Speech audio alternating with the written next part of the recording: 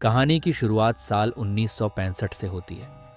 America के भीतर चल रही सिविल वॉर अपने अंतिम दौर में थी। तभी हम एक कप्तान को देखते हैं जिसके हाथ में एक चमचमाता हुआ सोने का सिक्का है।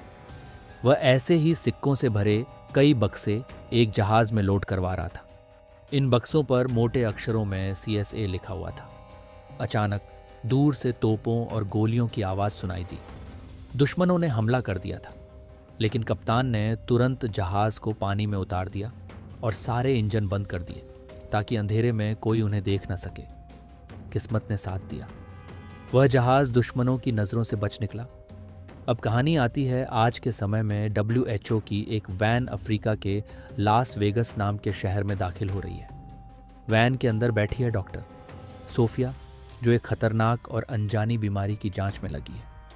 इस बीमारी का पहला केस तो कुछ दिन पहले मिला था, लेकिन अब एक और मरीज सामने आ चुका है और जांच में साफ हो गया कि लक्षण वही हैं। मरीज की मां ने बताया कि उसका बेटा कुछ दिन पहले अपने पिता के साथ माली देश गया था और वहीं से लौटने के बाद उसकी तबीयत बिगड़ गई।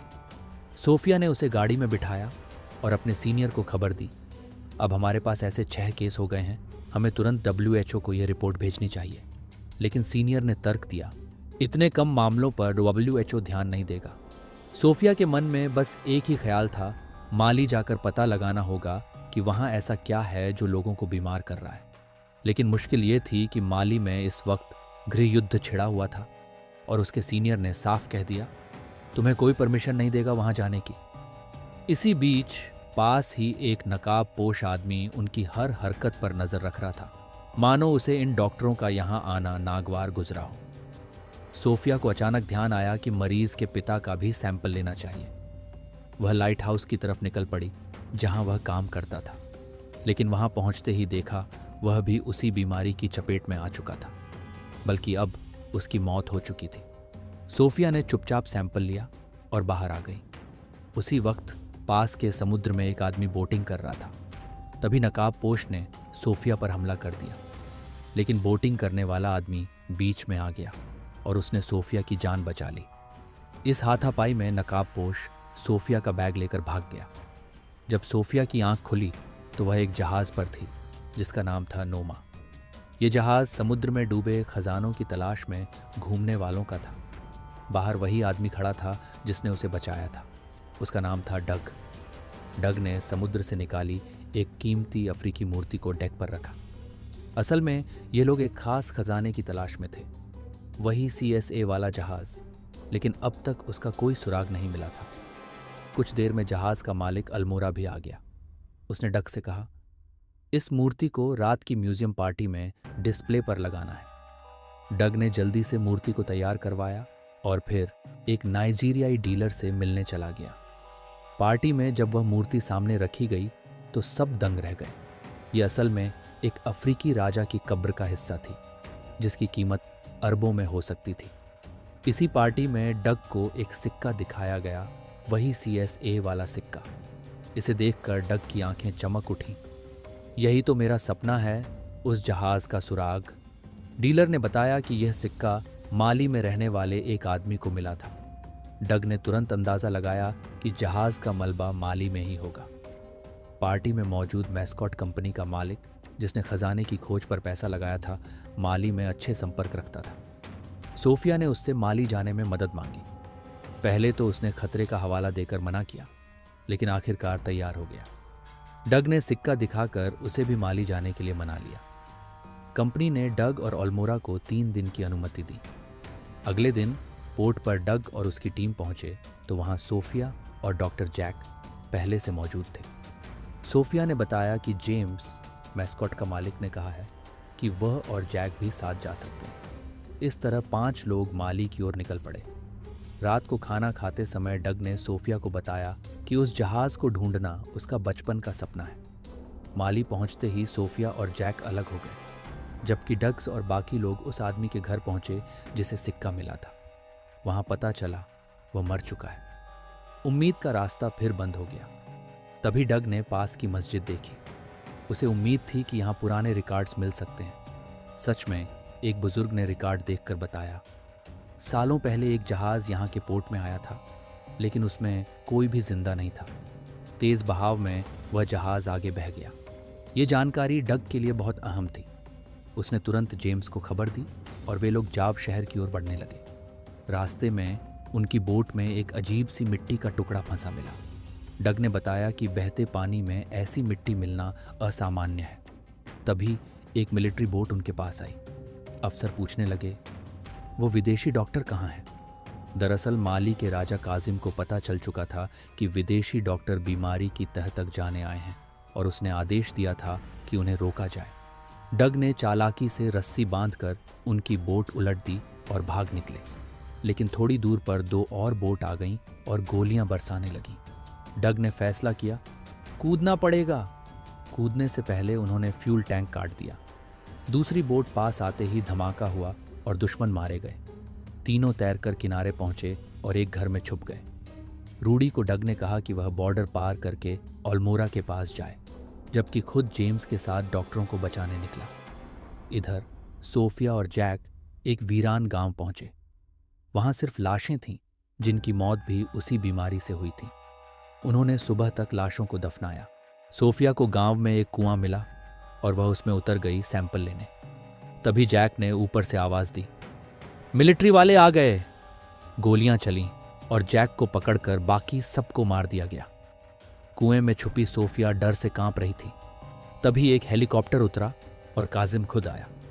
उसने जैक से पूछा, लेडी डॉक्टर कहाँ है? जवाब न मिलने पर उसने जैक को गोली मार दी। डग और जेम्स ये सब दूर से देख रहे थे। काजिम के लोग सोफिया को ढूंढ रहे थे, लेकिन मौका पाकर सोफिया ने एक गार्ड को मार गिराया और डग से जा मिली। जैक की मौत से सोफिया टूट चुकी थी, लेकिन डग ने कहा, यहाँ से निकलना होगा वरना हम भी मारे जाएंगे। अब वह तीनों कासिम के मिलिट्री एरिया से निकलकर एक दूसरी जगह पहुंच गए, लेकिन ये लोग जहां पहुंचे हैं ये और भी ज्यादा खतरनाक है। तभी वहां कुछ घुड़सवार आए और इन तीनों को बंदी बना लिया और अपने राजा गॉडगो के पास ले गए। गॉडगो ने उनसे पूछा कि यहाँ तुम क्या करने आए हो? सोफिया ने बताया कि मैं एक डॉक्टर हूँ और एक बीमारी फैली हुई है आपके इलाके में, उसकी खोज कर रही हूँ। बीमारी का नाम सुनकर उसे एक कमरे में ले जाया गया, जहाँ न जाने कितने लोग उसी बीमारी से मर चुके हैं। सोफिया ने जांच करके कंफर्म किया कि हाँ, इन सब की मौत भी उसी बीमारी से हुई है। उसी का पता लगाने आई हूँ मैं यहाँ पे। थोड़ा सोचने के बाद गॉडगो ने उन सबको अपने शहर में रहने की इजाज़त दे दी। इसके बाद सोफिया ने वहाँ के पानी की जांच की तो पता चला कि उस जगह का पानी जहरीला हो चुका है और ये नेचुरल तरीके से नहीं हो सकता। इस पानी में ज़रूर जानबूझकर कुछ मिलाया गया है। यही बात उन्होंने राजा को बताई और कहा कि पानी में यह जहर कहाँ से आ रहा है, इस बात का पता लगाना ही होगा। राजा ने भी हामी भरते हुए कहा कि जल्द से जल्द पता लगाओ, तुम्हारी जितनी मदद मुझसे हो पाएगी मैं करूँगा। इसके बाद जेम्स वहाँ के बच्चों के साथ फुटबॉल खेल रहा था। जब बॉल थोड़ा आगे चली गई तो वह उसका पीछा करते हुए एक अनोखी जगह पर पहुंचा। इस जगह पर तो अलग सी पेंटिंग्स बनी हुई थी और ताज्जुब की बात यह है कि इन पेंटिंग्स में उस जहाज़ का जिक्र है जिसे वह ढूंढते हुए यहाँ पर आए हैं। पता चला कि वह यहीं पर किसी सूखे रेगिस्तान में दबा हुआ है। सोफिया और डग भी वहाँ इसे देखने पहुँचे। डग ने बताया कि आज से 200 साल पहले इस जगह पर एक नदी थी, लेकिन आज वह नदी सूख चुकी है। अब वो तीनों ही नदी को ढूंढने की तैयारी में लग गए। अभी वह लोग इस नदी को ढूंढने का प्लान बना ही रहे थे कि तभी उन्हें इस पेंटिंग में किला दिखाई दिया। मतलब इस नदी के आसपास कोई किला भी था और डग का मानना है कि हो सकता है जो पानी इस गांव में आ रहा है, जहरीला पानी, वह उसी नदी का हो। नदी पूरी तरह से सूखी ना हो, उसका पानी नीचे ही नीचे चल रहा हो। अब इन तीनों ने नदी की तरफ बढ़ने का सफ़र शुरू किया, उस रास्ते पर जहां 200 साल पहले नदी हुआ करती थी। जल्द ही उन्हें वह किला भी दिख गया। इस किले पर चढ़ने के बाद उन्हें एक सोलर प्लांट दिखाई दिया जो कि मैस्कॉट कंपनी का था। लेकिन ऐसी सुनसान जगह पर एक सोलर प्लांट के होने का कोई मतलब समझ नहीं आया। डग को कुछ दूरी पर एक ट्रेन दिखाई दी। ये लोग धीरे धीरे ट्रेन की तरफ बढ़े और चालाकी से ट्रेन के अंदर घुस गए। वहीं रूडी अब अल्मोरा के पास पहुंच चुका था। रूडी को अपने कपड़ों पर वैसे ही लाल रंग का सैंपल मिला जो उन्हें माली में अपनी बोट पर मिला था। जब रूडी ने सैंपल की टेस्टिंग की और रिजल्ट अल्मोरा को दिखाया तो वह यह देखकर हैरान रह गया। वहीं सोफिया, जेम्स और डग उस प्लांट के अंदर पहुंच गए। अंदर जाकर उन्हें समझ आया कि यह प्लांट एक रेडियो एक्टिव केमिकल बनाने के लिए काम कर रहा है, जो कि यहाँ मौजूद तेज सूरज की रोशनी की वजह से बहुत जल्दी बनकर तैयार हो जाएगा। तभी वहाँ सोफिया की नज़र कुछ कंटेनर्स पर पड़ी जिन्हें अंडरग्राउंड ले जाया जा रहा था। इन तीनों ने उस आदमी का पीछा किया और जब बेसमेंट का दरवाज़ा खुला तो तीनों देखते ही रह गए। इस बेसमेंट में हज़ारों टन के हिसाब से रेडियो एक्टिव और जहरीले केमिकल सालों से पड़े हुए थे। कुछ कंटेनर तो दिख रहा है कि लीक भी कर रहे हैं, जो कि ज़मीन के अंदर रिसते हुए नीचे से बहने वाली नीरजा नदी में मिल रहे होंगे, और इस नदी का पानी माली का पूरा देश पीता है। इसी वजह से यह बीमारी इतनी तेज़ी से फैल रही है। वहाँ अल्मोरा और रूडी उस रिपोर्ट को लेकर यूएस एम्बेसी पहुँचे। ये रिपोर्ट देखकर यूएस एम्बेसी के आदमी को भी विश्वास नहीं हुआ कि ऐसा कुछ भी हो सकता है। वहीं जेम्स अपने दोस्तों के साथ प्लांट से भाग ही रहा था कि तभी मैस्कॉट के लोगों ने उन्हें पकड़ लिया। मैस्कॉट ने सोफिया से पूछा कि तुम लोग यहाँ क्या कर रहे हो और इस जगह का तुम्हें पता कैसे चला। सोफिया ने मैस्कॉट से कहा कि तुम इस प्लांट में जो भी कर रहे हो उससे लोगों की जान जा रही है। जिस पर मिस्टर मैस्कॉट ने कहा कि वह ऐसा कुछ नहीं कर रहा, बल्कि हम तो जहरीले केमिकल्स को आग में जला रहे हैं, ख़त्म कर रहे हैं। सोफिया ने उसे बताया कि जो केमिकल तुमने बेसमेंट में स्टोर किए हैं वो नदी में मिल रहे हैं जाकर, जिसे लोग पीकर बीमार पड़ रहे हैं। ये सुनकर तो मिस्टर मैस्कॉट भी डर गया कि कहीं ये सच तो नहीं। अब वह लोग डग और जेम्स को बांधकर कहीं ले जाने लगे। डग ने दिमाग चलाया और सोने के सिक्के की मदद से ट्रक के पीछे का दरवाज़ा खोल दिया, जिससे वह लोग ट्रक से अलग हो गए। मिस्टर मैस्कॉट जल्द से जल्द काजिम से मिला और जो बात भी सोफिया ने उसे बताई थी मैस्कॉट ने काजिम को बताई। काजिम ने कहा कि अगर उसे चिंता है तो प्लांट को बेशक बंद कर दे, लेकिन उसके पैसे उसे हर महीने मिलने चाहिए। उसे फ़र्क नहीं पड़ता लोगों के मरने से। डग और जेम्स अब इस रेगिस्तान में भटक रहे थे। उनके हाथ अभी भी बेड़ियों से ट्रक के दरवाजे से बंधे हैं। ऐसे ही बंधे हुए वह काफ़ी दूर तक चले गए। काफ़ी देर तक चलते चलते वह लोग भी हिम्मत हार चुके थे। लेकिन तभी बीच रास्ते में उन्हें एक टूटा हुआ प्लेन मिला जो क्रैश हो गया था। लेकिन इस प्लेन के टायर अभी भी सही थे। किसी तरह यह जहाज़ को रेत पर ग्लाइड करवाते हुए उस पर सवार होकर आगे जाकर एक गांव में पहुंचे। यहाँ उन्हें एक टेलीफोन मिला तो उन्होंने अल्मोरा को फ़ोन किया और सारी कहानी बता दी। सोने के सिक्के को बेचकर डग ने एक जीप खरीदी। ये जीप लेकर डग और जेम्स पहुंचे गड़ीगो के पास और उसके आदमियों से मदद मांगी ताकि वह लोग मिलकर कासिम से लड़ सके। लेकिन गड़ीगो के पास इतने आदमी नहीं थे और ना ही कासिम की तरह बड़े बड़े हथियार। इसीलिए गड़गो ने लड़ने से मना कर दिया। लेकिन उसने अपनी गाड़ी उन्हें दे दी जो गड़ीगो ने कासिम से खरीदी थी।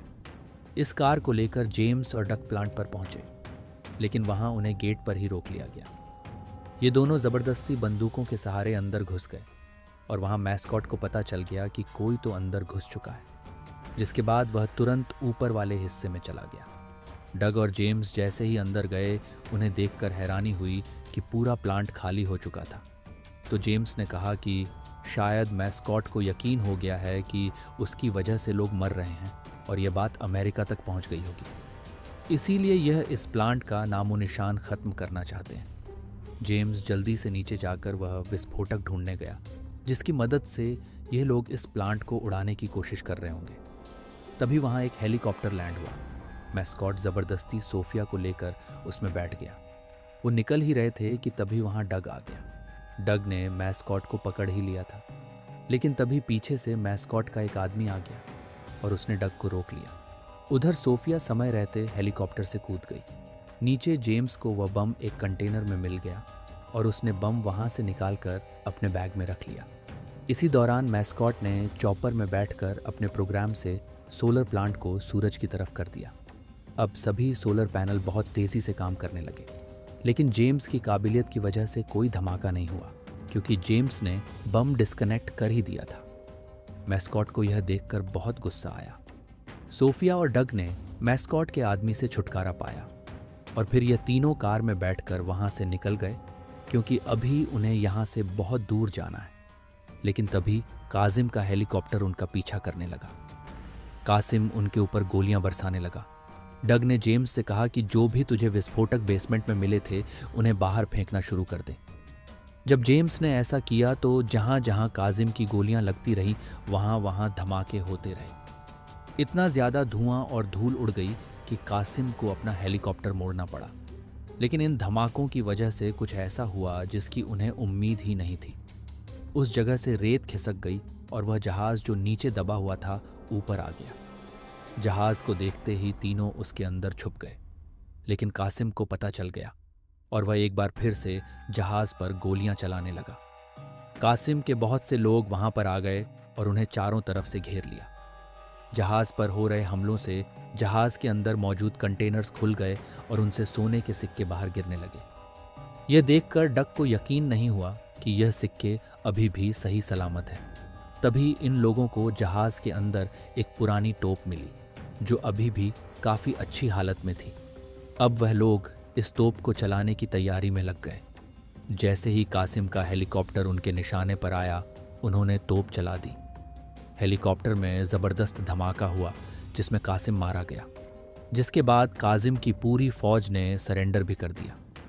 ये तीनों बाहर आकर पूरी तरह चौंक गए कि इतनी बड़ी फौज ने हमारे आगे सरेंडर क्यों किया। लेकिन तभी उन्होंने पीछे मुड़कर देखा कि घोड़िगो के आदमी उन्हें हर तरफ से घेर कर खड़े थे। उधर अमेरिका में एक अंडर कवर एजेंट जो कि यह सारी हरकत जान चुका था, उसने जानबूझकर मैस्कॉट की ड्रिंक में वही जहर मिला दिया जो वह माली के लोगों को पिला रहा था, और जल्द ही उसका भी वही हश्र होगा जो उसने लोगों के साथ किया है। आखिर में हम डग और सोफिया को एक साथ देखते हैं। डग ने वह खजाना गॉडगो और उसके लोगों के लिए ही छोड़ दिया था, क्योंकि इस बीमारी में सबसे ज्यादा उनका ही नुकसान हुआ था और उनकी जमीन है। खजाने पर हक भी उनका ही बनता है।